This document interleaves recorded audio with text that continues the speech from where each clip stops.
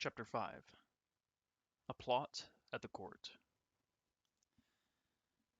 After Bonacieux's arrest, the cardinal's guards kept a close watch on his first-floor apartment. Whoever came there was stopped and questioned.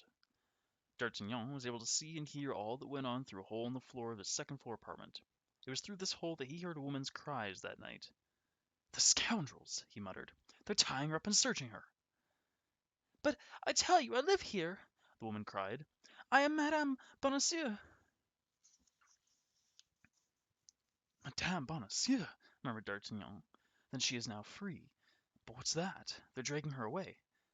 D'Artagnan sprang to his feet, grabbed his sword, and ran to the window. "What are you going to do, monsieur?" cried Planchet.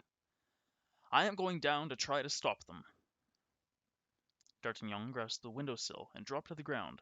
He kicked the front door open and rushed inside with his sword flying in front of him. Several minutes later, 4 of the cardinal's guards came running out of the door.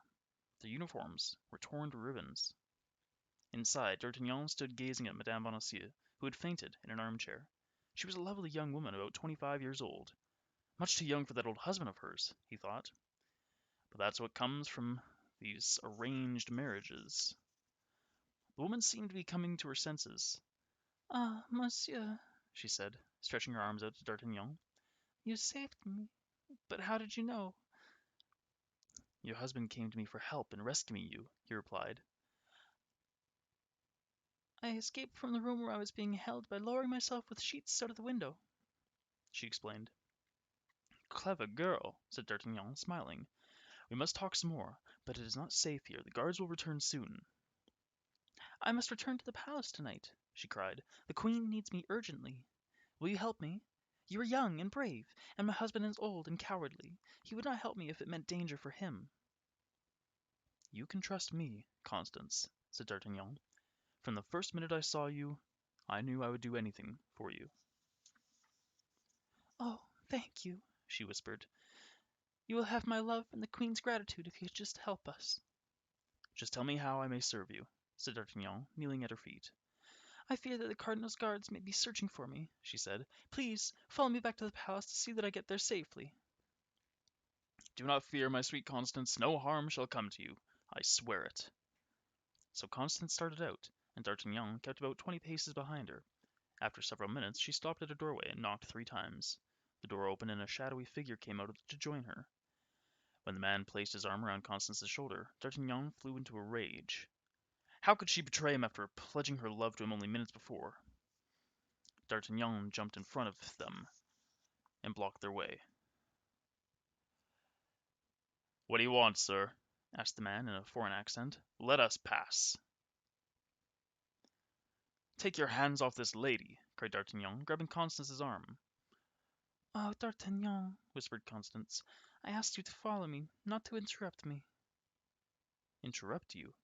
When you run into the arms of another man!" cried D'Artagnan, drawing his sword. At the same moment the man drew his. "In the name of heaven, my lord, stop!" cried Constance, throwing herself between the 2 men. "My lord?" asked D'Artagnan. "Good heavens, you must be—" "Yes," said Constance, "it is the Duke of Buckingham. I am taking him to the queen." "A thousand pardons, my lord," said D'Artagnan, kneeling. "I love Madame Bonacieux, and I feel I let my jealousy put you in danger. How may I beg your forgiveness?" "You are a brave young man," said the duke. "You can best serve us by following us to the palace. Kill anyone who stops us." "Oh, yes, my lord," said D'Artagnan, and he followed them to a side entrance of the palace until they disappeared through 2 heavy iron doors. Constance led the duke up a dark staircase and into a small candle-lit room. "Anne," cried the duke, falling to his knees in front of the Queen of France. "Why have you come, my lord?" she whispered, her face frozen in fear. "You knew that the cardinal was trying to trap you. You risked your life and my honor." "I had to see you. It was worth any risk." "But it is madness!" cried Anne. "The cardinal is gathering proof to ruin me." "Dear, dear Anne," whispered the duke, taking her in his arms. "Oh, my lord," She sobbed into his chest. "I am married to the king. I cannot disgrace him, though I do not love him. Please go. Yes, I will. But until I see you again, give me something to remember you by. A ring, a chain, anything I can wear to remind me of you. Anne unfastened a ribbon from her neck. It was studded with 12 large diamonds. Take this as a token of my love, my lord, she said, placing it in his hands. The Duke of Buckingham gazed at the woman he loved. The next time I return to you, Anne, he said, I will not have to hide, for I will have conquered France. Buckingham lifted the Queen's hand to his lips, then rushed from the room. Constance led him out of the palace and back to the house where he had been hiding. There, a coach was waiting to carry him to the coast and to England.